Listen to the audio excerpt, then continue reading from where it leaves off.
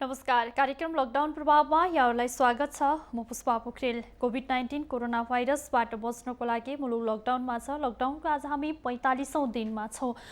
हिजो मात्रै वर्षमा 17 जना कोभिड-19 कोरोना भाइरस संक्रमितहरू फेला परेसँगै नेपालमा कोरोना भाइरस संक्रमितहरूको संख्या 79 पुगेको छ र यो सँगै आगामी जेठ 5 गतेसम्मको लागि लकडाउनको समयावधि थप गरेको छ सरकारले।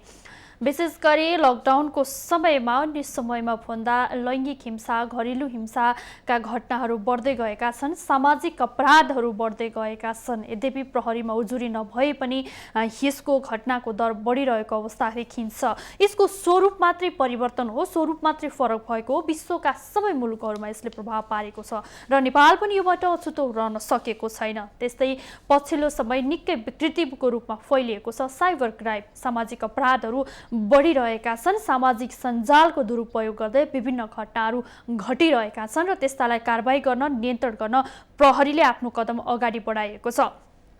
त्यस्तै प्रहरीले गठन गरेको साइबर ब्युरो गठन गरेको 1 वर्ष पुरा भएको छ। आज यो 1 वर्ष पुरा हुँदा कति घटना भए, कति नियन्त्रण गर्यो प्रहरीले, यो विषयलाई आज हामी उठान गर्नेछौँ। साथसाथै साइबर अपराध सम्बन्धी कानुनी दस्तावेजहरू के छन्, संविधान त कानुन त के कारबाही हुन्छ, साइबर क्राइम विरुद्ध जानेलाई कस्ता किसिमका अपराधलाई साइबर क्राइम अन्तर्गत हाल्न सकिन्छ, आज हामी यो विषयमा केन्द्रित रहनेछौँ। यो विषयमा कुरा गर्नको लागि यति बेला हाम्रो प्रत्यक्ष स्काइपमा जोडिनु भएको छ वरिष्ठ अधिवक्ता सुनिल पोखरेल।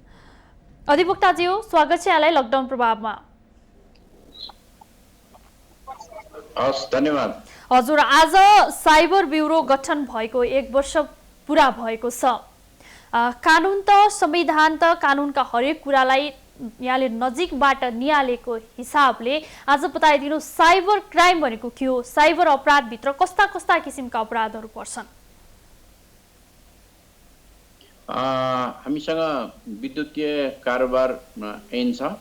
त्यसको दफा 47ले केही कुराहरू जसले कुनै व्यक्तिको प्रतिष्ठामा, मानमा, इज्जतमा अथवा सामाजिक रूपमा कुनै व्यक्तिलाई बेइज्जत गर्ने अथवा उसको मान प्रतिष्ठामा आँच पुर्याउने कुराहरू लेखेर वा चित्र बनाएर त्यो कुरा चाहिँ विद्युतीय सञ्चार मार्फत अथवा कम्प्युटर नेटवर्क मार्फत तपाईले कसैले सम्प्रेषण गर्यो भने त्यसलाई चाहिँ विद्युतीय अपराध अथवा साइबर क्राइमको रूपमा लिएको छ। अर्थात् फेसबुकबाट, ट्विटरबाट या अन्य त्यस्तै खालका सामाजिक सञ्जाल मार्फत कम्प्युटरको नेटवर्क प्रयोग गरेर कुनै व्यक्तिको मान प्रतिष्ठामा आँच पुग्ने काम चाहिँ गर्नुहुन्न भनेर यो ऐनले व्यवस्था गरेको छ। त्यसैलाई नै हामीले संक्षिप्तमा साइबर क्राइमको रूपमा व्याख्या र विश्लेषण गर्ने गरेका छौँ। हजुर, अब अभिव्यक्ति स्वतन्त्रतालाई पनि अगाडि सारिरहेको अवस्था छ। संविधान त, कानुन त, मौलिक हक अधिकारहरू पनि धेरै बलिया छन् नेपालको सन्दर्भमा। तर पनि पछिल्लो समय के भइरहेको छ भने कुनै पनि कुरा पोस्ट गर्दा बित्तिकै यो साइबर क्राइम भनेर फेसबुकमा केही अभिव्यक्ति कसैले राखेको ट्रोललाई फेरि पोस्ट गर्दा, रिपोस्ट गर्दा बित्तिकै साइबर क्राइम भयो भनेर व्यक्तिलाई हिरासतमा लिएर थुन्ने सम्बन्धको काम भएको छ। अब अरू कसैले बनाएको ट्रोल सेयर गर्दाखेरि पनि त्यो साइबर क्राइम हुन्छ? हैन, यो सबैभन्दा जटिल प्रश्न हो तपाईको। तपाईले भनेको अघि नैको ब्युरोको गठन भइसकेपछि उसले दर्ता गरेका 90-95% मुद्दाहरू चाहिँ तपाईले भने जस्तै फेसबुकमा, सामाजिक सञ्जालमा केही कुरा लेखेका, अभिव्यक्त गरेका मुद्दाहरू चलाएको छ। तर सामाजिक सञ्जालमा अथवा कम्प्युटरको नेटवर्कमा कुनै विषयवस्तु पोस्ट गर्दैमा त्यो चाहिँ साइबर क्राइम भित्र पर्दैन। त्यसको कानुनको मकसद के देखिन्छ भने यसले समाज र त्यो वर्ग कुनै समुदायलाई चाहिँ घृणा फैलाउने खालको कार्य गर्छ कि गर्दैन भन्ने महत्त्वपूर्ण हुन्छ। तर त्यो कम्प्युटर नेटवर्कमा प्रयोग गर्न बित्तिकै प्रहरीले चाहिँ नेपालमा साइबर क्राइम भनेर मुद्दा चलाउने गरेको छ, जुन कि कम्प्लिटली गाली बेइज्जतीको सम्मको मात्रै विषयवस्तु बन्छ। त्यो पनि फेरि त्यो व्यक्ति जसलाई त्यो कुरो भन्न खोजिएको छ त्यो व्यक्ति आफूले त्यो कुरो महसुस गरेर गाली बेइज्जतीतर्फ जाने उपचारको अवस्था हुँदाहुँदै पनि यसको चाहिँ दुरुपयोग गरिएको छ। र पछिल्लो समय अभिव्यक्त मान्छेले सामाजिक सञ्जाललाई पनि सोसियल मिडियाको रूपमा प्रयोग गरेका छन्। आफ्ना विचारहरू त्यहाँ मान्छेले राख्छन्। जस्तै सरकारका पदाधिकारी र सरकारको पनि आलोचना अथवा व्यङ्ग्यात्मक टिप्पणी मान्छेले त्यहाँ गर्ने गरेका छन् सामाजिक सञ्जालमा, त्यो गर्नु भनेको चाहिँ साइबर क्राइमको अपराधभित्र पर्दैन। पछिल्लो समय त्यसको दुरुपयोग गर्दै प्रहरीले चाहिँ मुद्दा चलाउने गरेको छ। मलाई लाग्छ यहीँनिर हामीले अभिव्यक्ति स्वतन्त्रता भर्सेस साइबर क्राइमलाई चाहिँ छुट्याउनु पर्ने हुन्छ। मलाई लाग्छ त्यो कुरा जबसम्म छुटिँदैन नेपालमा यो द्वन्द्वको अवस्था चाहिँ रहिरहन्छ। हजुर, अब साइबर क्राइमका घटनाहरू सामाजिक अपराधहरू बढे भनेर यसलाई न्यूनीकरण गर्नको लागि नेपाल प्रहरीले साइबर ब्युरो गठन गरेको अवस्था छ। अब उसले कति निरीक्षण गर्छ त्यो उसको पाटो भयो, तर तपाईँ एउटा कानुन व्यवसाय भएको हिसाबले तपाईँले निरीक्षण गर्दा हेरिरहँदाखेरि पहिलाको तुलनामा साइबर अपराध सामाजिक अपराधहरू घटेको देख्नु भएको छ अथवा बढेको देख्नु भएको छ? होइन, स्वाभाविक रूपमा अहिले के छ भन्दाखेरि भने हामी बढी से बढी दिनदिनै बढी से बढी प्रविधिको प्रयोग गरिरहेछौँ। हजुर, इलेक्ट्रोनिक सामानहरूको बढी प्रयोग गर्छौँ। त्यसले स्वाभाविक रूपमा हिजोको भन्दा जब प्रयोग बढी हुन्छ अपराध पनि बढी हुन्छ। तर यहीँनिर हामीले छुट्याउनु पर्ने कुरा के हो भन्दाखेरि भने त्यो सामान्य व्यक्तिले प्रविधिको प्रयोग गरेको हो या अपराध गरेको भन्ने कुरा चाहिँ छुट्याउनु पर्छ। जस्तै नेपाल प्रहरी के म चुकेको छ अहिले म भन्छु भन्दाखेरि भने जहाँ मेजर साइबर अपराधको विषय छ, जस्तै भनौँ एक ताका केही चिनियाहरू आएर नेपालको ब्याङ्किङ सिस्टममै प्रवेश गरेर पैसा चोरी गर्ने काम गर्यो। हजुर, त्यो अपराध चाहिँ कसरी घट्यो भन्ने कुराको निष्कर्षमा अथवा त्यसलाई रोक्ने अथवा त्यसलाई चाहिँ हामीले यो ठाउँमा चाहिँ हाम्रो ल्याप्सेस भएछ। त्यसले गर्दाखेरि ती चाइनिजहरू चाहिँ नेपालको ब्याङ्किङ सिस्टममा नेपालको त्यो कम्प्युटर ब्याङ्किङ कम्प्युटर नेटवर्कमा प्रवेश गरे भन्ने कुरा चाहिँ गर्न सकेको छैन। ऊ खालि केमा छ भन्दाखेरि भने एक लाइन कसैले कसैलाई के लेख्यो अथवा कसैको फोटो पोस्ट गर्यो अथवा व्यङ्ग्यात्मक चित्र बनायो, त्यसमा मात्रै केन्द्रित भएर उसले के गरिरहेको छ भन्दाखेरि भने साइबर क्राइमको मुद्दा चलाइरहेको छ। मलाई लाग्छ हामीले गर्न खोजेको विषय के भन्दाखेरि भने प्रविधिको बढी से बढी प्रयोग भइराख्दाखेरि त्यसको दुरुपयोग पनि हुनसक्छ। त्यसको त्यो सिस्टममा पनि केही मान्छेहरूले फ्रक पार्ने, जस्तै अस्ति भर्खरै एउटा अनलाइन न्युजको समाचारै झिक्ने कामसम्म भयो। हजुर, अब त्यो चाहिँ साइबर अपराधको विषयहरू भन्छ। त्यस्तो विषयतिर चाहिँ हाम्रा अनुसन्धान र अभियोजन नगएको अवस्था र खालि त्यो फेसबुक र ट्विटरमा लेखेका विषय, त्यो पनि खास गरिकन राज्यका सत्तामा रहेका व्यक्तिका विरुद्ध लेखिएका आलोचनात्मक टिप्पणीहरूलाई चाहिँ मुद्दाको रूपमा प्रस्तुत गरिरहेको अवस्था छ। हजुर, अब यही फेसबुकमा पोस्ट गर्ने कुरामै कुनै पनि व्यक्तिलाई केही कुरामा चित्त बुझेन भने उसले आफ्नो अभिव्यक्ति आफ्नो पर्सनल फेसबुकमा लेख्छ अथवा भनौँ आफ्नो अभिव्यक्ति व्यक्त गर्छ। यो अभिव्यक्तिको स्वतन्त्रताको कुरा भयो, तर त्यही कुरा लेखिरहँदा त न त्यहाँ व्यक्ति खुलाइएको हुन्छ न त्यहाँ पद खुलाइएको हुन्छ, तर पनि एउटा शङ्काको आधारमा यसले यो कुरा लेखेको फलानुलाई लेखेको भनेर एउटा शङ्काको भरमा एउटा व्यक्तिलाई चाहिँ निर्मम तरिकाले हिरासतमा राख्नेसम्मको काम गरिन्छ होइन। अब यस्तो गर्दाखेरि त व्यक्तिको त्यो त अभिव्यक्ति स्वतन्त्रताको हनन भएको छ। साइबर क्राइमको नाममा संविधानको प्रयोग गर्दै व्यक्तिको मौलिक अधिकारलाई नै हनन गरिएको छ भनेर बुझ्न सक्छौँ हामी। विवादै छैन, त्यसमा एउटा अभिव्यक्ति स्वतन्त्रताको विरुद्धको कार्य पनि भयो। दोस्रो कुरा, फौजदारी न्यायको सिद्धान्तको विपरीत पनि हुन्छ। फौजदारी न्यायले के भन्छ भन्दाखेरि प्रति व्यक्ति कसुरको कुरा गर्छ। तपाईले कुनै व्यक्तिलाई अपराधको आरोप लागिराख्दै उसले के कसुर गर्यो, कसका विरुद्ध गर्यो, सांकेतिक रूपमा गरेको कार्य चाहिँ अथवा शङ्काका आधारमा चाहिँ फौजदारी मुद्दा चल्दैन। साइबर क्राइम चाहिँ नेपालमा फौजदारी मुद्दा हो। शङ्का र अनुमानको आधारमा चाहिँ फौजदारी मुद्दा नचल्ने भएको हुनाले शङ्का र अनुमान गरेर जुन प्रहरीले मुद्दा चलाउने काम गरेको छ, एकातर्फ फौजदारी न्यायको सिद्धान्त विपरीत छ, अर्कोतर्फ तपाईँले व्यक्तिले आफ्नो अभिव्यक्त गरेको संविधानद्वारा प्रदत्त अभिव्यक्ति स्वतन्त्रताको हकको पनि विरुद्धमा गइरहेको छ। त्यसलाई मैले अघि नै फेरि बताएँ, कहाँनिर अभिव्यक्ति स्वतन्त्रता अन्त हुन्छ, कहाँबाट फौजदारी अपराध चाहिँ सुरु हुन्छ भन्ने कुराको डिमार्केसन चाहिँ अब हामीले गर्नुपर्छ। हजुर, अब यो बताइदिनुहोस्, अन्तर्राष्ट्रिय जगतमा हेर्ने हो भने कानुन विपरीत गएर अथवा एउटा दायरामा जस्तो सामाजिक अपराध नभएको ठाउँमा त्यहाँ कुनै व्यक्तिलाई हिरासतमा राख्यो भने हाल्ने व्यक्तिमाथि नै सजाय हुन्छ होइन। तर यहाँ हामी कहाँ के हुन्छ भने प्रावधान एउटा छ, काम अर्को गरिन्छ। हामीसँग भएको संविधान र कानुनले कुनै एउटा व्यक्तिलाई शङ्काको भरमा हाल्यो तर त्यो कुनै पनि अपराधभित्र पर्दैन। फर इक्जाम्पल सुनिल पोखरेललाई सामाजिक अपराधको कसुरमा हाल्यो, सजाय दिन खोज्यो भने साइबर क्राइम, तर तपाईँले गरेको काम साइबर क्राइमभित्र पर्दैन भने त्यो विरुद्ध गयो भनेर तपाईँले फेरि रिट हाल्ने अथवा त्यही व्यक्तिलाई त्यही संस्थालाई चाहिँ मुद्दा हाल्ने क्षेत्राधिकार नेपालको संविधानले दिएको छ कि छैन? संविधानमा त्यो छैन। अहिलेको फौजदारी संहितामा त्यसको व्यवस्था छ। त्यसमा के भने बदनियतपूर्वक थुनामा राख्ने र मुद्दा चलाउने व्यक्तिलाई चाहिँ 5 वर्षसम्म कैदको सजायको व्यवस्था गरेको छ। बदनियतपूर्वक तपाईँको नियत ठिक थिएन, जबरजस्ती थुन्नैका लागि अथवा तपाईँलाई निरुत्साहित गर्नको लागि अथवा कानुनको दुरुपयोग गरेर तपाईँले थुनामा राख्नु भएको छ भने अहिलेको फौजदारी संहिताले चाहिँ त्यो थुनामा राख्ने व्यक्ति हुनसक्छ, प्रहरी हुनसक्छ, प्रशासक हुनसक्छ, जसका विरुद्ध पनि मुद्दा चल्न सक्ने अवस्था अहिलेको व्यवस्था गरेको छ। तर त्यसको प्रयोग चाहिँ आजसम्मको दिनमा भएको छैन। अपराध संहिता आएको आज 1 वर्ष लगभग 2 वर्ष हुन थालिसक्यो।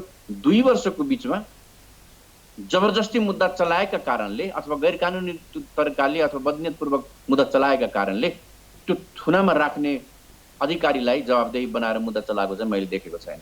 हजुर, अब यस्ता किसिमका सामाजिक घटनाहरू बढिरहेका छन्। एक त नेपालमा कानुन अलि छिटो न्याय पाउन सकिँदैन, ढिलो न्याय पाइन्छ भनेर आम गुनासोहरू भइरहेको अवस्थामा साइबर क्राइमका मुद्दाहरू जति दर्ता हुन्छन्, जति पीडित पक्षहरू आउँछन् मुद्दा लिएर, त्यस्तो अवस्थामा यस्ता किसिमका मुद्दाहरूको फैसला कतिको छिटो हुने गरेको छ? यसको लागि चाहिँ के गरेछ भने अब मुद्दा दर्ता गर्ने, मुद्दा अनुसन्धान र अभियोजन गर्ने छुट्टै ब्युरो गठन गरेछ। त्यसले गर्दाखेरि त्यहाँबाट पनि अनुसन्धान अभियोजनको प्रक्रिया चाँडो हुन्छ र यो मुद्दा चाहिँ अब जिल्ला अदालत, काठमाडौँ जिल्ला अदालतमा मात्रै लाग्ने व्यवस्था गरेछ।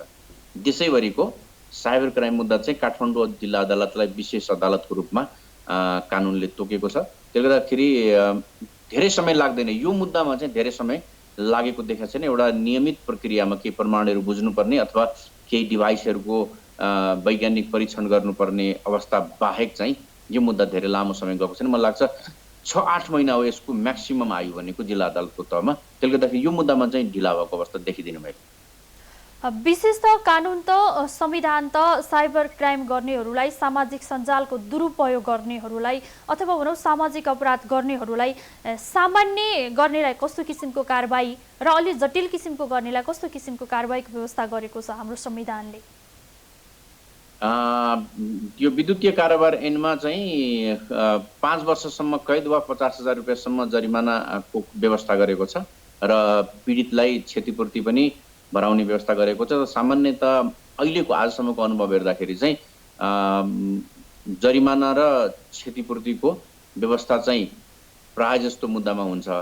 कैदको व्यवस्था चाहिँ एकदमै न्यून मुद्दाहरूमा भएको छ। त्यसले गर्दाखेरि कोर्टको नजरिया के देखिन्छ भन्दाखेरि भने यसमा पीडकलाई कैद सजाय गर्ने भन्दा पनि पीडितलाई क्षतिपूर्ति दिने र एक खालको जरिमाना गरेर नन रिपिटेसन, खालि तिमीले चाहिँ अब यस्तो कार्य चाहिँ नगर भन्ने खालको दुरुत्साहन गर्ने खालको सजायको मापदण्ड लिएको छ। यद्यपि कि कतिपय केसमा चाहिँ कैदको पनि सजायहरू हुने गरेको छ। हजुर, अब कतिपय घटनाहरू यस्तो पनि देखिन्छ, विशेष गरी सामाजिक सञ्जालमा कुनै कुरा पोस्ट गर्छन् अथवा भनौँ सामाजिक सञ्जालमा युवा युवतीमा बढी त्यो घटना देखिन्छ। फेसबुक च्याट हुन्छ, प्रेमका कुरा हुन्छन्, त्यसपछि जब उनीहरू छुट्टिने कुरा हुन्छ, छुट्टिने कुरापछि त्यही च्याटमा भएका, इनबक्समा भएका धेरै कुराहरूलाई लिएर ब्ल्याकमेल गर्ने काम गरिन्छ र आफूले सुसाइड गर्ने हदसम्ममा पनि पुगिसकेको अवस्था हुन्छ। यस्तो अवस्थामा उसलाई सुसाइड गर्ने मनसाय बनाइस् भन्ने आधारमा चाहिँ उसलाई कारबाही गर्न मिल्छ कि मिल्दैन? यस्तो पनि मुद्दाहरू चलेको छ। त्यसमा दुईटा, एउटा तपाईसँग भएका व्यक्तिगत निजी कुरा, तपाईँको प्रतिष्ठामा आँचाउने खालको कुराहरू सामाजिक सञ्जालमा पोस्ट गर्दा अथवा त्यसलाई भनौँ न विद्युतीय माध्यम मार्फत पोस्ट गर्दा साइबर क्राइम एउटा चल्ने हो। दोस्रो कुरा, त्यो गरेका कारणले ऊ चाहिँ मृत्युवरण गर्न बाध्य भएको अवस्थामा पुग्यो भने अहिलेको फौजदारी संहिताले चाहिँ आत्महत्याको दुरुत्साहन भनेर छुट्टै मुद्दा चलाउने व्यवस्था पनि गरेको छ। त्यसले गर्दाखेरि साइड बाई साइड दुईटै कुरा गरेको छ र अर्को दुईटै मुद्दामा पीडितलाई क्षतिपूर्ति भराउने कुरा पनि गरेको छ। मैले अघि नै तपाईँलाई निवेदन गरेको थिएँ कि हामीले प्रविधि मार्फत मान्छेसँग 7 समुद्र पार पनि जोडिने सहज माध्यम बनायो प्रविधिलाई। त्यसको भरपूर प्रयोग अहिलेको नयाँ पुस्ताले अथवा पुरानो पुस्ताले, सबै पुस्ताले गरिरहेका छन् आफ्नो अनुकूल। तर त्यसको दुरुपयोग हुने सम्भावना चाहिँ त्यतिकै रहन्छ। किन भन्दाखेरि एउटा हातमा रहेको मोबाइलले उसले संसारभरि अथवा आफ्नो कम्प्युटरबाट संसारभरि राम्रो काम पनि गर्न सक्छ, त्यसको दुरुपयोग गरेर अपराध पनि गर्न सक्छ। त्यसले गर्दाखेरि मैले अघि नै बताएँ कि यो प्रविधिको प्रयोगमा हामी गइसकेपछि यसको मोनिटरिङ मेकानिजम र प्लस यसबाट हुन सक्ने यसको दुरुपयोगलाई रोक्ने चाहिँ हामीले स्ट्रङ एउटा निकाय बनाउनु जरुरी छ। हस् अधिवक्ताज्यू, यहाँको महत्त्वपूर्ण विचार र समयको लागि धेरै धेरै धन्यवाद। हस्, यहाँलाई पनि धन्यवाद। दर्शकबिन, उहाँ हुनुहुन्थ्यो वरिष्ठ अधिवक्ता सुनिल पोखरेल। सामाजिक अपराधमा कानुनी प्रावधानहरू के छन्, कानुनले के भन्छ, हामी यो विषयमा जान्ने प्रयास गरिरहेका थियौँ। साइबर ब्युरो गठन भएको 1 वर्ष पुरा भएको छ। सामाजिक अपराधहरू बढिरहेको अवस्थामा नेपाल प्रहरीहरूले अब कस्तो किसिमको पहल गरिरहेका छन्, कति घटना घटेका छन् र कतिलाई कारबाहीको दायरामा ल्याउने प्रयास भइरहेको छ, हामी यो विषयमा केन्द्रित हुनेछौँ। यति बेला हामीलाई यो विषयमा जानकारी गराउनको लागि हाम्रो प्रत्यक्ष टेलिफोन सम्पर्कमा महानगरी प्रहरी परिसर टेकुका प्रमुख हुनुहुन्छ श्याम ग्यावालीजी। ग्यावालीज्यू, हजुर, अब आज साइबर क्राइम विरुद्धको साइबर ब्युरो गठन भएको 1 वर्ष पुरा भएको छ। अब यो अवधिमा सामाजिक अपराधका घटनाहरू कति दर्ता भएका छन्, जानकारी गराइदिनुहोस् न। अब यो साइबर ब्युरो र अब हाम्रो यो महानगरीय प्रहरी परिसर फरक युनिटहरू हुन्। यहाँको जानकारीको लागि अब साइबर ब्युरोमा के कति दर्ता भयो भन्दा अहिले ठ्याक्कै मैले यहाँलाई अब त्यो सङ्ख्या त उपलब्ध गराउन सक्दिनँ।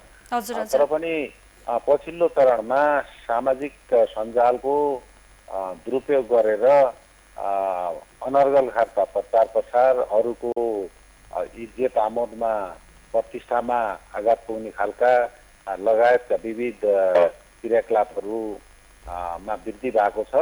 तर पनि अब यस सन्दर्भमा हामीहरू मुद्दै दर्ता गर्ने विषयमा अलिकति गम्भीर भएर गम्भीर प्रकृतिकै भएमा बाहेक सामान्य प्रकृतिको विषयहरूमा हामी मुद्दा दर्ता गर्दैनौँ। हजुर, अब यो विशेष गरी सामाजिक सञ्जाल दुरुपयोग गर्नेहरूको सङ्ख्या पछिल्लो समय बढेको देखिन्छ। यस्तो अवस्थामा सामाजिक सञ्जालमा सामाजिक अपराध गरेर आउने यस्ता किसिमका घटनाहरूमा विशेष गरी कुन उमेर समूह भएको पाउनु भएको छ? हजुर, यसमा अहिले सोसियल मिडिया प्रयोग गर्ने भनेको अब स्वाभाविक रूपले यङ्गर जेनेरेसनहरू बढी छन्, तर पनि यङ्गर जेनेरेसन मात्रै छैन, यसमा चाहिँ एकदम विद्युत वर्गहरू पनि हुनुहुन्छ, सबै पक्षका व्यक्तित्वहरू हुनुहुन्छ। अब हामीले योभन्दा अगाडि पनि कतिपय केसहरूमा मुद्दै दर्ता पनि भएको छ।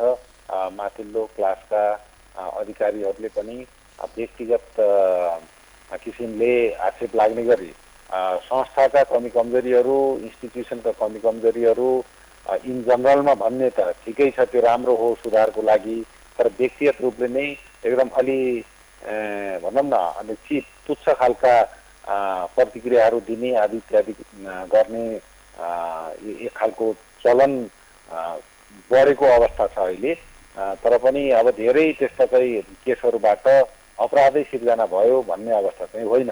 यहाँले सामाजिक अपराधमा वृद्धि भयो भनेर भनिरहनु भएको छ, तर अब त्यस्तो अवस्था पनि छैन, वृद्धि नै होइन, त्यो लेभलमा चाहिँ छैन अहिले अपराधको अवस्था।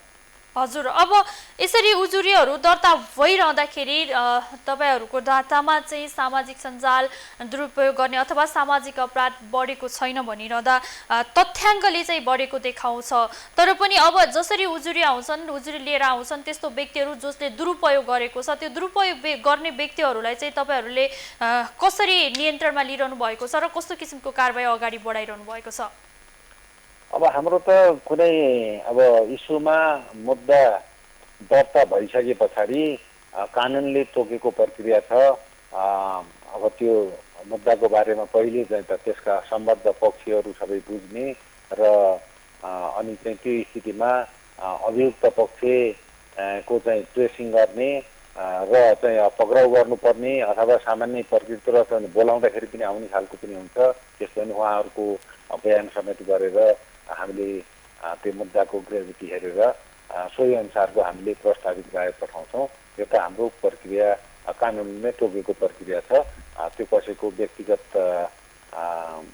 किसिमको कुरै होइन यो। हजुर, हजुर हजुर सुन्दै हुनुहुन्छ? हजुर अब यस्तो अवस्थामा जस्तो सामाजिक अपराध गरेको एउटा व्यक्तिलाई तपाईहरूले नियन्त्रणमा लिनुभयो र कारबाहीको दायरा अगाडि बढाउनु भयो, तर त्यही व्यक्ति फेरि त्यही अपराधमा दोहोरिएको घटना छ कि छैन? त्यो लेभलको अवस्था चाहिँ छैन अहिले चाहिँ। त्यस्तो एकदम यहाँले जुन अहिले भन्ने हुनुहुन्छ व्यापक रूपले नै दुरुपयोग हो कि धेरै नै मुद्दा छन् कि भन्ने अवस्था चाहिँ होइन। त्यस्तो अवस्था चाहिँ छैन। यहाँको जानकारीको लागि। हस्, यहाँको जानकारीको लागि धेरै धेरै धन्यवाद। हस्, थ्याङ्क यू। दर्शकबिन, उहाँ हुनुहुन्थ्यो महानगरीय प्रहरी परिषद टेकुका प्रमुख श्याम गेवाली। सामाजिक अपराधका घटनाहरू पछिल्लो समय कति बढेका छन् र कस्तो किसिमको कारबाहीको दायरा नेपाल प्रहरीले अगाडि बढाउँछ, कति उजुरीहरू दर्ता भएका छन्, यो विषयमा हामीले जान्ने प्रयास गरेका थियौँ। आज साइबर ब्युरो गठन भएको 1 वर्ष पुरा भएको छ। सामाजिक अपराधहरू नियन्त्रण गर्नको लागि एउटा छुट्टै ब्युरो गठन गरेको अवस्था छ। यसले गर्दाखेरि केही सहजता होस् भनेर हामी यो विषयमा केन्द्रित हुन गइरहेका छौँ। कानुनी प्रावधानहरू के हुन्छ र यो विरुद्ध जानेलाई कस्तो किसिमको कारबाही हुन्छ भनेर। अब हामी फेरि कानुनको पाटोलाई कोट्याउने प्रयास गर्नेछौँ। के हुन्छ कानुनी कारबाही, यो विषयमा जानकारी गराउनको लागि यति बेला हाम्रो प्रत्यक्ष स्काइपमा वरिष्ठ अधिवक्ता प्राध्यापक डाक्टर सुरेन्द्र भण्डारी जोडिनु भएको छ। भण्डारीज्यू, हजुर नमस्कार। स्वागत छ यहाँलाई लकडाउन प्रभावमा। धन्यवाद हजुर। हजुर, अब आज साइबर ब्युरो गठन भएको 1 वर्ष पुरा भएको छ। नेपाल प्रहरीले सामाजिक अपराध कम गर्नको लागि भनेर साइबर ब्युरो गठन गरेको थियो। तपाईलाई के लाग्छ, अथवा तपाईको टेबलसम्म साइबर सामाजिक अपराध मलाई भयो, मलाई अन्याय पर्यो भनेर आउनेहरूको संख्या घट्दो छ या बढ्दो छ? निश्चित रूपमा यो संख्या बढ्दो छ र यो संख्या बढिराखेको छ। त्यस पछाडिको एउटा कारण चाहिँ के छ भने हामीले सामाजिक सञ्जाललाई दुरुपयोग गर्नेहरूको संख्या पनि बढिराखेको छ, त्यो जानेर या नजानेर। र सामाजिक सञ्जालमा विभिन्न किसिमका अभिव्यक्तिहरू आउँछन्। त्यति आएका अभिव्यक्तिहरूमा व्यक्तिहरूका आफ्ना दृष्टिकोण राख्छन्, कसैले कमेन्ट राख्छन्, कसैले आफ्नो क्रिया प्रतिक्रिया राख्छन् र त्यो पनि कतिपय क्रिया प्रतिक्रियाहरू अशिष्ट हुने, अभद्र हुने, गालीगलौजको रूपमा हुने। यस कारणले गर्दाखेरि एउटा यो विद्युतीय अपराधसँग सम्बन्धित जुन ऐन छ त्यसको दफा 47 अन्तर्गत मुद्दा चलाउने चाहिँ एउटा सजिलो माध्यम बनेको छ। कसैले पनि विद्युतीय माध्यमबाट, त्यो इन्टरनेट होस् या त्यो कम्प्युटरबाट होस्, त्यो सेलफोनबाट होस्, त्यो अन्य कुनै ग्याजेटबाट होस्, कुनै पनि कुरा सञ्चार गरेपछि त्यसलाई विद्युतीय रूपमा प्रचार प्रसार भयो र त्यसै मेरो इज्जत या प्रतिष्ठामा आघात पुग्यो, मलाई मानमर्दन भयो, गाली गलौज भयो, महिलालाई जिस्काउने काम भयो, या कानुनले बजी गरेको प्रकारले विकासित भए, लगायतका विभिन्न आरोपहरू लगाएर यो साइबर क्राइममा मुद्दा चलाउने प्रवृत्ति चाहिँ बढेको देखिन्छ। अब यसले कानुनी रूपमा दुईटा समस्याहरू सिर्जना गरेको छ। एउटा चाहिँ सबै किसिमका अभिव्यक्तिहरूलाई इलेक्ट्रोनिक माध्यममा भएको कारणले गर्दाखेरि साइबर क्राइममा नै मुद्दा चलाइने हो भनेदेखि यसले देवानी कानुन अर्थात् गाली बेइज्जतीको रूपमा मुद्दा चलाइने या गाली बेइज्जतीको अपराधको रूपमा मुद्दा चलाइने कुराहरू चाहिँ एकदमै कम भएर जान्छ। यसले गाली बेइज्जतीलाई कम्प्लिटली इग्नोर गरेर साइबर क्राइममा यो सरकारवादी मुद्दाको रूपमा लाने र मानिसलाई दुःख दिने प्रवृत्ति चाहिँ बेसी बढिराखेको देखिन्छ। यस्ता किसिमका त्यो साइबर इलेक्ट्रोनिक रूपमा होस् या अन्य कुनै पनि किसिमका प्रकाशन या गरेर होस्, कुनै पनि मानिसको बेइज्जती गरिन्छ, कुनै पनि मानिसलाई घृणा गरिन्छ भने त्यो चाहिँ गाली बेइज्जती अन्तर्गत पर्छ र गाली बेइज्जती अन्तर्गत मान्छेले प्राइभेट रूपमा लिटिगेसन गर्नुपर्छ र त्यसमा पनि सजायको व्यवस्था छ, क्षतिपूर्तिको व्यवस्था छ।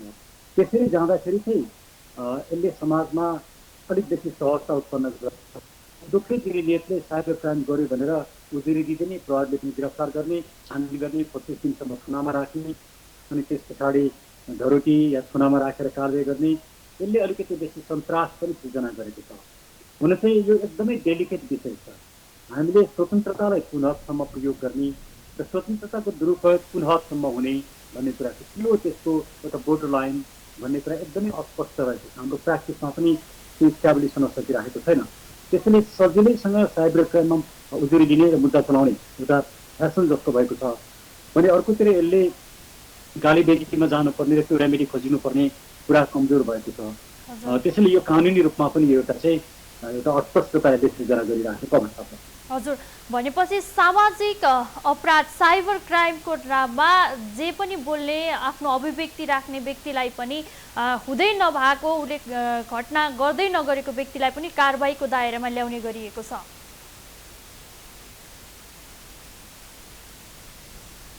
होइन, अब कस्तो हुन्छ भने त्यसरी भर खोजेको होइन, मान्छेले सामान्यतया आक्षेप लगाउला, आफूलाई मन नपरेको कुराला विरोध गर्ला या आफूलाई त्यसले असभ्य लाग्ला, यी सबै कुराहरूलाई हामीले साइबर क्राइम ठानेर सरकारवादी मुद्दाको रूपमा लिएर जाने, पूर्वपक्षको लागि थुनामा राख्ने हो भने मानिसका वैयक्तिक स्वतन्त्रताहरू नै कुण्ठित हुन्छन्, मानिसहरूले दुःख पाउँछन्। भर्खरै हामीले भीम उपाध्यायजीको पूर्व सचिव भीम उपाध्यायजीको घटना पनि हामीले हेर्यौँ।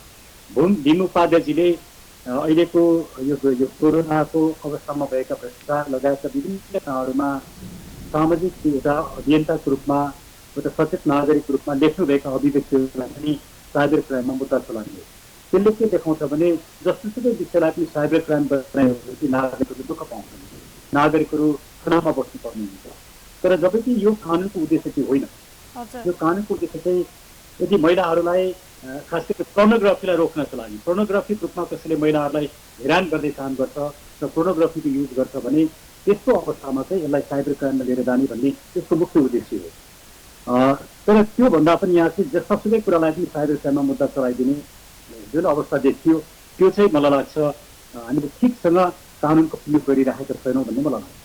हजुर, अब पछिल्लो समय विशेष गरी फेसबुकमा कतैबाट कुनै कुरा छ, कसैले केही कुरा बनाएको छ र त्यो कुरा कसैले सेयर गर्यो भने अथवा सेयर गर्दै केही कुरा लेख्यो भने पनि त्यसलाई सामाजिक अपराध भयो भनेर कारबाहीको दायरामा पनि ल्याइन्छ। अब यो बताइदिनुहोस्, त्यस्तो कुराहरू कसैले बनाएको ट्रोलहरू सेयर गर्दाखेरि त्यो सामाजिक अपराधभित्र पर्छ कि पर्दैन? पोर्नोग्राफी एकदमै पर्छ। पोर्नोग्राफी चाहिँ साइबर क्राइमभित्र पर्छ, त्यो दण्डनीय अपराध हो, त्यसमा विवादै छैन। पोर्नोग्राफीको प्रोटेक्सन हुँदैन। तर विचार र अभिव्यक्तिको स्वतन्त्रता, कसैले आफ्नो विचार राख्यो र त्यो विचार कसैलाई मन परेन, त्यसले सरकारको आलोचना गर्यो या सत्तामा बस्ने व्यक्तिको आलोचना गर्यो या कुनै व्यक्तिलाई व्यक्तिगत रूपमा पनि कसैलाई चोट पर्यो, कसैलाई ठेस लाग्यो भन्दैमा त्यसलाई साइबर क्राइमको विषय बनाउनु हुँदैन, किनकि त्यो चाहिँ गाली बेइज्जती अन्तर्गत जान सकिन्छ, डेफामेसन अन्तर्गत जान सकिन्छ। त्यसले डेफामेसनमा जहाँ सिभिल लबाट या दुनियावादी फौजदारी अभियोगको माध्यमबाट रेमेडी पाउन सकिन्छ, त्यसलाई पब्लिक प्रोसिक्युसन सरकारवादी मुद्दाको रूपमा लिएर जानु हुँदैन। सरकारवादी मुद्दा भनेको चाहिँ अन्य किसिमको रेमेडी नभइसके पछाडि मात्रै त्यो रेमेडीमा मानिसहरू जानुपर्छ। हामीले अन्य रेमेडी दिन्छन्, अन्य उपचारका विधिहरू दिन्छन् भनेदेखि ती अन्य विधिहरूलाई अवलम्बन गर्नुपर्छ। सरकारवादी मुद्दा चलाउने भने चाहिँ अन्तिम एउटा अस्त्र मात्रै हो, अरू कुनै पनि रेमेडीहरू नभइसके पछाडि त्यो रेमेडी प्रयोग गर्नुपर्छ। तर आजभोलि जेमा पनि साइबर क्राइम सरकारवादी मुद्दा बनाउने, 25 दिनसम्म थुनामा राख्ने, त्यस पछाडि कतिपय व्यक्तिहरू त थुनामा पनि गर्छन्, कतिपय धरोटीमा छुटेका छन्। त्यस्तो किसिमको जुन अवस्था देखा परेछ यसले चाहिँ कानुनलाई साँच्चै नै विशृङ्खलित बनाउँछ, कानुनको उद्देश्य नै पराजित हुन्छ र अन्ततः फ्रिडम अफ एक्सप्रेसन, मान्छेका लिबर्टीहरूमाथि पनि यसले आँच पुर्याउँछ भन्ने मलाई लाग्छ। त्यसले एकदमै सचेतनतापूर्वक के कुरा चाहिँ अन्य रेमेडी छ भने सरकारी खास गरिकन सरकारी वकिल र प्रोसिक्युसन साइड र इन्भेस्टिगेसन अथोरिटी प्रहरीहरूले मेरो उहाँहरूलाई रिक्वेस्ट थियो भने अन्य रेमेडी छन् भने भर्खर उहाँहरूले यो साइबर क्राइममा दिन हुँदैन, अन्य रेमेडी छैन भने मात्रै साइबर क्राइमको मुद्दा चलाउनुपर्छ भन्ने मलाई लाग्छ। हजुर, अब यस हिसाबले हेर्दाखेरि साइबर क्राइमका घटनाहरू जति दर्ता हुन्छ नि, मुद्दाहरू जति आउँछन् ती दर्ता भइसकेपछि, मुद्दाहरू आइसकेपछि यिनीहरूको निष्कर्षमा पुग्नको लागि भनौँ यसलाई न्याय दिनको लागि, पीडित पक्षलाई न्याय दिनको लागि कतिको ढिलाइ हुने गरेको छ? ढिलाइ हुँदैन, 25 दिनसम्मको इन्भेस्टिगेसन हुन्छ। 25 दिनसम्म छानबिन भइसके पछाडि मुद्दा चलाइन्छ, अभियोग पत्र अदालतमा पेश गरिन्छ। अभियोग पत्र पेश गरिसके पछाडि अदालतले धरोटीमा छोड्ने कि तारेकमा छोड्ने कि थुनामा राखेर मुद्दाको पूर्वपक्ष गर्ने कि भन्ने आदेश गर्छ। त्यो आदेश भइसके पछाडि सामान्यतया 6-7 महिना 1 वर्षभित्रमा मुद्दा निर्णय हुन्छ। आजभोलि छिटो हुन थालेको छ, पहिला त अलिक टाइम लाग्थ्यो, आजभोलि अलिक छिटो छ, मुद्दा स्पिडी ट्रायल भएको छ, 6-7 महिनामा मुद्दाहरू निर्णय हुने गरेका छन्। हस् अधिवक्ताज्यू, यहाँको महत्त्वपूर्ण समय र विचारको लागि धेरै धेरै धन्यवाद। यहाँलाई पनि धेरै धेरै धन्यवाद। दर्शकबिन, उहाँ हुनुहुन्थ्यो प्राध्यापक डाक्टर वरिष्ठ अधिवक्ता सुरेन्द्र। साइबर अपराध विरुद्ध, सामाजिक अपराध विरुद्ध यो नियन्त्रण गर्नको लागि साइबर ब्युरो नेपाल प्रहरीले गठन गरेको 1 वर्ष पुरा भएको छ। विशेष गरी सामाजिक सञ्जालमा कुनै पनि व्यक्तिलाई गाली गलोज गर्यो अथवा कुनै पनि व्यक्तिको व्यक्तिगत जीवनमाथि आक्षेप लाग्ने किसिमका काम गर्यो र कम्प्युटर, इन्टरनेट, युट्युब लगायतका साधनहरूको प्रयोग गरेर अव्यवहारिक काम गर्यो भने त्यस्तो व्यक्तिलाई सामाजिक अपराध गरेको बुझिन्छ र साइबर क्राइम अन्तर्गत कारबाही गरिन्छ। विद्युतीय कारोबार ऐन छ। विद्युतीय कारोबार ऐनको दफा 47ले यसको दायरालाई प्रष्ट रूपमा उल्लेख गरेको पाइन्छ। पछिल्लो समय सामाजिक सञ्जालहरू प्रयोगकर्ताहरू बढ्दै गएका छन्। विज्ञान र प्रविधिको प्रयोगसँगै नयाँ टेक्नोलोजीको पनि विस्तार भएको छ। यस्तो अवस्थामा सामाजिक सञ्जालको प्रयोग मार्फत विभिन्न कामहरू गरिरहेको अवस्था छ। तर पनि सामाजिक सञ्जालको प्रयोगको नाममा दुरुपयोग पनि भइरहेको छ र सामाजिक सञ्जालको प्रयोग गर्दै ब्ल्याकमेल गर्ने, आत्महत्या गर्नको लागि प्रोत्साहन गर्ने जस्ता कामहरू अगाडि बढिरहेको अवस्था देखिन्छ। यस्तो अवस्थामा यी सामाजिक अपराधहरू नियन्त्रण गर्नको लागि कतिको नियन्त्रण भएका छन् कि छैनन् र त्यस्ता व्यक्तिहरूलाई कारबाही गर्न, कारबाहीको दायरामा ल्याउनको लागि नेपाल प्रहरीले कस्तो किसिमको भूमिका निर्वाह गरेको छ। साथसाथै संविधान त कानुन त के कुराहरू उल्लेख गरिएको छ, संविधान र कानुन त कस्ता किसिमका प्रावधानहरू रहेका छन् जसले गर्दाखेरि सामाजिक अपराध नघटोस् भन्नको लागि। यस्ता किसिमका घटनाहरू दिनानुदिन बढ्दै जाँदाखेरि समाजमा एक किसिमको नकारात्मक असर पनि परेको देखिन्छ। व्यक्तिको मनोविज्ञानमा फरक असर पनि परेको देखिन्छ।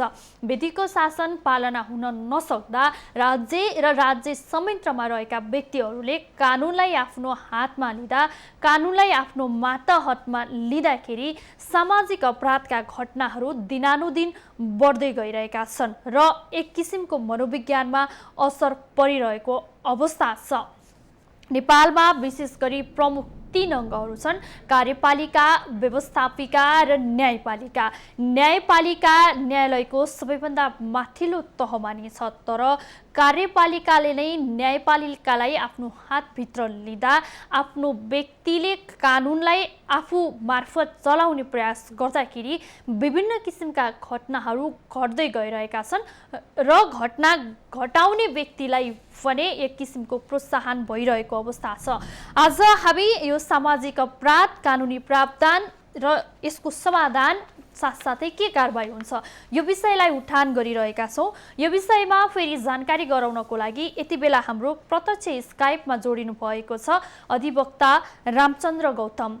गौतमज्यू, हेलो। हजुर गौतमज्यू, स्वागत छ यहाँलाई लकडाउन प्रभावमा। धन्यवाद। हजुर, अब आज सामाजिक अपराध घटाउनको लागि, यसलाई कम गर्नको लागि नेपाल प्रहरीले साइबर ब्युरो गठन गरेको थियो र त्यो साइबर ब्युरो गठन भएको 1 वर्ष पुरा भएको छ। विज्ञान र प्रविधिको प्रयोगसँगै पछिल्लो समय सामाजिक सञ्जाल प्रयोगकर्ताहरूको बढ्दो चाप देखिन्छ। यस्तो अवस्थामा सामाजिक अपराधका घटनाहरू बढिरहेको, उजुरी दर्ता भइरहेको अवस्था छ। अब मुद्दाहरू कति दर्ता भएका छन्? तुलनात्मक रूपमा कमी छ अथवा बढी छ सामाजिक अपराध गर्नेहरूको सङ्ख्या? यसलाई कसरी बुझौँ भन्दा पहिले चाहिँ हामी अहिले चाहिँ यो सूचना प्रविधिको युग भनिरहेछौँ होइन।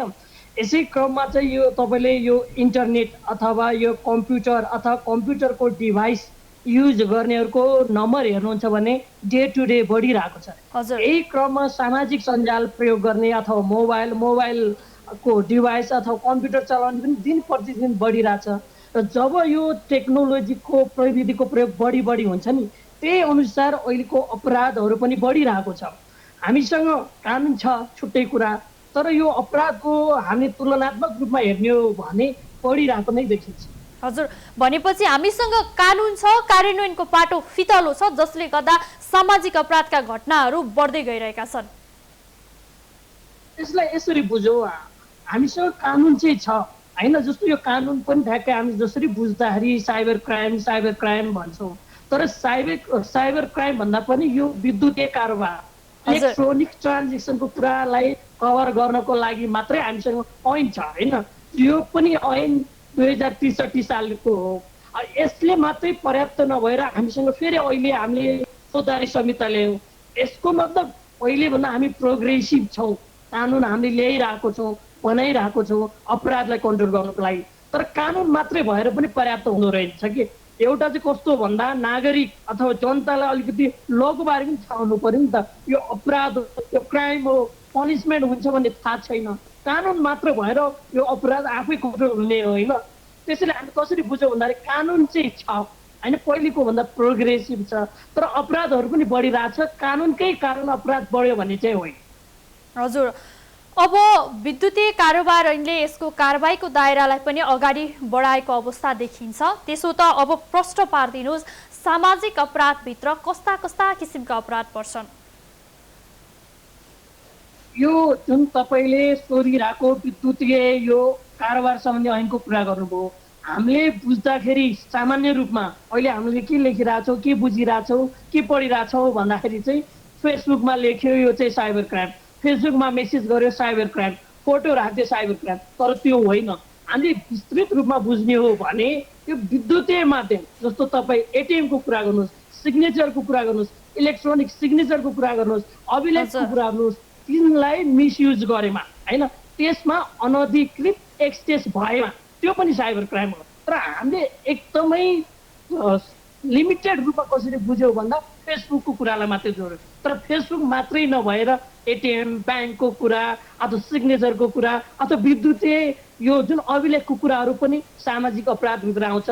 र सँगसँगै यो मिन्स मात्रै कम्प्युटर अथवा मोबाइल हो, तर गर्ने काम भनेको जस्तो त्यो मेसेज अथवा फेसबुक अथवा कम्प्युटर अथवा मोबाइलको थ्रु कसैको मान प्रतिष्ठामा चाहिँ हार्म गरिन्छ। अथवा त्यति मात्रै नभएर जात जाति हुन्छ नि, यो साम्प्रदायिक यो जुन हिंसा भनेको जात जाति बिचमा भएको सम्बन्धलाई चाहिँ अलिकति टुटाउने खालको, अथवा त्यति मात्रै नभएर गोपनीयताको कुरा, त्यो गोपनीयता भङ्ग गर्ने कुरा, यस्तो क्रियाकलाप जसमा मोटिभ है, हम किनभने म कानुनको विद्यार्थी, हामी कसरी बुझ्नु पर्यो भन्दा मोटिभ चाहिँ अपराध होइन, कसैले चाहिँ हार्म गर्ने मोटिभ राखेर गरिन्छ भने यो सबै सामाजिक अपराधभित्र आउँछन्।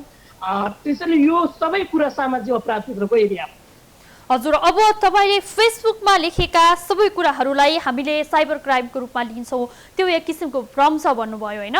सामाजिक सञ्जालमा प्रयोग गरेका सबै कुराहरू साइबर क्राइमभित्र नपर्ने हुँदाहुँदै पनि सामाजिक सञ्जालमा कुनै पनि व्यक्तिले कुनै पनि कुरा अभिव्यक्त गर्यो भने उसलाई अभिव्यक्ति स्वतन्त्रताको अधिकार नै हनन हुने गरी यसले साइबर क्राइम गर्यो भनेर कारबाहीको दायरामा ल्याइन्छ र हिरासतसम्म राख्ने गरेको अवस्था पनि देखिएको छ। यस्तो अवस्थामा कुनै पनि व्यक्तिले एउटा अर्को दायरामा गल्ती गरेको छ भने उसलाई अर्को दायरामा लगेर कारबाही गर्दाखेरि त्यो लाने व्यक्तिलाई चाहिँ त्यो विरुद्धको मुद्दा दर्ता हुन्छ कि हुँदैन? नेपालको संविधानले के बताउँछ? एकदमै यसमा के क्लियर हो भन्दा सबैभन्दा पहिले चाहिँ यो जुन अभिव्यक्ति स्वतन्त्रताको कुरा एउटा कुरा हो भने साइबर क्राइम फरक कुरा हो होइन। यसमा साइबर क्राइम हो कि होइन पहिले हेर्नुपर्छ। यदि साइबर क्राइम नहुँदै अभिव्यक्ति स्वतन्त्रता जुन कुरा हाम्रो चाहिँ फन्डामेन्टल राइट्स हो, मौलिक हकको कुरा हो, यो पनि तपाईँले अझै क्लियरली हेर्नुहुन्छ भने जब 62-63 को आन्दोलन भयो नि, आन्दोलन भइसके पछाडि प्रतिनिधि सभाले घोषणा गरेर बनाएको यो विद्युतीय कारोबार सम्बन्धी ऐन हो। त्यसैले हामीले अभिव्यक्ति स्वतन्त्रता सँगसँगै साइबर क्राइमलाई पनि हेर्नुपर्छ, तर दुईटालाई एउटै रूपले हेर्नु हुँदैन। अब तपाईँको प्रश्न जुन अभिव्यक्ति स्वतन्त्रताको रूपमा बोलेको कुरालाई, लेखेको कुरालाई चाहिँ साइबर क्राइममा मुद्दा चलायो भने के छ कानुनी व्यवस्था भन्नुहुन्छ भन्ने कन्टेक्स्टमा चाहिँ हामीसँग मुलुकी फौजदारी संहिता जुन 74 आयो 2074 मा, यसमा क्लियरली के व्यवस्था छ भन्दा अनुसन्धानको क्रममा यदि कसैले बदनियत नभएको कुरालाई चाहिँ अपराध भनेर इन्भेस्टिगेसन गर्यो अथवा अनुसन्धानको कुरा मात्रै पनि होइन अभियोजन गर्यो सरकारी वकिल, त्यसैले सरकारी वकिल अथवा इन्भेस्टिगेसन अफिसरले चाहिँ नभएको कुरा झुट्टा मुद्दा चलायो भने तिनीहरूलाई पनि कानुनी दायरामा ल्याउने चाहिँ हामीसँग मुलुकी फौजदारी संहितामा व्यवस्था रहेको छ। हजुर, अब यो बताउनुहोस्, कुनै पनि व्यक्तिले सामाजिक अपराध गर्यो, विद्युतीय कार्यान्वयन ऐनभित्रै रहेर काम गर्यो अथवा कम्प्युटरहरूको दुरुत्साहन हुने गरी काम गर्यो र त्यो सामाजिक अपराध भयो भने त्यस्तो व्यक्तिलाई कारबाहीको दायरा के रहेको छ? यसमा यदि तपाईँले भने जस्तै विद्युतीय कारोबार ऐन अन्तर्गतको कुरा गर्नुहुन्छ अथवा दफा 47 जुन अगाडिदेखि आइरहेको छ, हामीले बढी प्र्याक्टिस पनि दफा 47 को गरिरहेको छौँ। यो अनुसार यदि यो ऐनको यो दफाको उल्लङ्घन गरिन्छ भने यसमा क्लियरली व्यवस्था के गरेको रहेछ भन्दा 1 वर्षसम्म के अरे 1 लाखसम्म जरिवाना अथवा 5 वर्षसम्म चाहिँ जेल सजाय अथवा दुवै छ, दुईटै कुरा। सँगसँगै अर्को महत्त्वपूर्ण कुरा यसमा चाहिँ मनासिब क्षतिपूर्तिको पनि कुरा राखिदिरहेको छ। यदि यो अपराध ठहर भयो भने पीडकले पीडितलाई क्षतिपूर्ति पनि मनासिब दिनुपर्छ, जुन कुरा चाहिँ न्यायाधिकरणले गर्नुपर्छ भन्ने व्यवस्था छ यो ऐनलाई हेर्ने हो भने। तर अहिले हाम्रो कन्टेक्स्टमा हेर्ने हो भने यो सम्पूर्ण काम चाहिँ जिल्ला अदालत काठमाडौँले गर्न सक्छ। हजुर, अब सामाजिक सञ्जालमा विशेष गरी सामाजिक सञ्जाल दुरुपयोग गर्नेहरूको प्रयोगकर्ताहरूमा युवा युवतीहरूको जमात अलि बढी देख्न सकिन्छ। उनीहरू युवा युवतीहरू एउटा सामाजिक सञ्जालमा कुरा गर्छन्, उनीहरू प्रेममा रहेका हुन्छन्, तर जब उनीहरू बीच खटपट आउँछ एकले अर्कोलाई ब्ल्याकमेल गर्ने कुरा हुन्छ र ब्ल्याकमेल गरिसकेपछि आत्महत्या गर्ने अवस्थासम्म पुगेको अवस्था देखिन्छ र आत्महत्या गर्न पनि विवश भएका छन्। यस्तो अवस्थामा जब ब्ल्याकमेल गरेर त्यो व्यक्तिले आत्महत्या गरेपछि त्यो व्यक्तिलाई चाहिँ साइबर क्राइम अन्तर्गत कारबाही गर्न मिल्छ कि मिल्दैन र अथवा भनौँ त्यो साइबर क्राइम अन्तर्गत पर्छ कि पर्दैन? एकदमै यसलाई कसरी बुझौँ भन्दा अहिलेको ट्रेन्डमा हेर्दा साइबर क्राइमको जति उजुरी परिरहेको छ नि, धेरै जसो चाहिँ युवा युवती अथवा केटाकेटीको चाहिँ जुन लभ एरेन्ज, त्यस पछाडि ब्रेकअप, त्यस पछाडि पहिले भएको जुन मेसेज कन्भर्सेसन फोटोहरू राख्ने कुराहरू एक्टिभिटिजहरू बढिरहेको छ। तर तपाईँले गरिरहेको कुरा चाहिँ यो साइबर क्राइम अनुसार पनिसमेन्ट हुने कि सजाय गर्ने कि अथवा अन्य ऐन भन्ने पार्टमा चाहिँ हामीसँग मुलुकी फौजदारी मान्छे नै मरिसक्यो भने दुरुत्साहन अथवा हत्या गर्यो भने यो साइबर क्राइमले गर्ने सजाय कम भएको कन्टेक्स्टमा यो साइबर क्राइम लिमिटेड भएको हुनाले योभन्दा एक्स्ट्रा हामीसँग मुलुकी फौजदारी संहिता अनुसार सजाय हुन्छ। त्यसैले यसमा चाहिँ के बुझौँ भन्दाखेरि दुईवटा छुट्टै ऐन हो।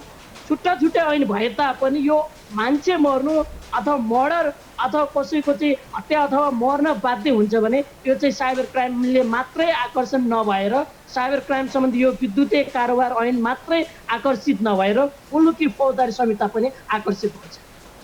हजुर, अब नेपालको कानुन दैवले जानुन् भन्ने किसिमको उखान टुक्का पनि बनिरहेको छ। छिटो न्याय नपाएर जनताहरू पीडित भइरहेको अवस्था छ। यस्तो अवस्थामा चाहिँ सामाजिक अपराध गर्नेहरूलाई, यो दुरुत्साहन गर्नेहरूलाई जति मुद्दा दर्ता भएका छन् उनीहरूको फैसला पीडित पक्षले छिटो न्याय पाएको अवस्था छ कि छैन? कति समयमा फैसला हुने गरेको छ सामान्यतया?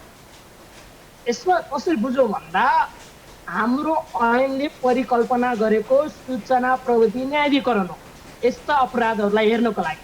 तर अहिले ट्रान्जिसनल फेज भनौँ, हाम्रो यो सम्पूर्ण साइबर क्राइमको मुद्दा हेर्ने अथोरिटी काठमाडौँ जिल्ला अदालतलाई मात्र दिएको छ।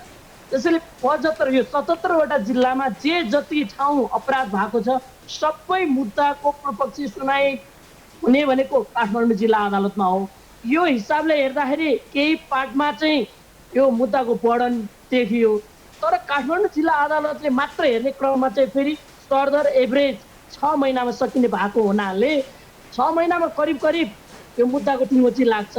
तर तपाईँले सोधेको क्वेसनको कन्टेक्स्टमा म के मात्रै भन्छु भने अहिले काठमाडौँ जिल्ला अदालतलाई मात्र जुन जस्तो मानौँ यो चाहिँ अछामतिर अथवा रुकुम रोल्पातिर टाढा गरेको क्राइम अपराधलाई पनि काठमाडौँ जिल्ला अदालतमा चाहिँ मुद्दा दर्ता गर्ने काठमाडौँ जिल्ला अदालतलाई मात्रै अथोरिटी दिने भएन। यो चाहिँ अरू जिल्लालाई पनि दियो भने न्याय चाँडो हुन सक्छ, फैसला चाँडो हुन सक्छ, पीडितले साँच्चीकै न्याय पाउन सक्छ भन्ने चाहिँ मलाई लाग्छ। हस्, यहाँको महत्त्वपूर्ण समय र विचारको लागि धेरै धेरै धन्यवाद। धन्यवाद। उहाँ हुनुहुन्थ्यो अधिवक्ता रामचन्द्र गौतम।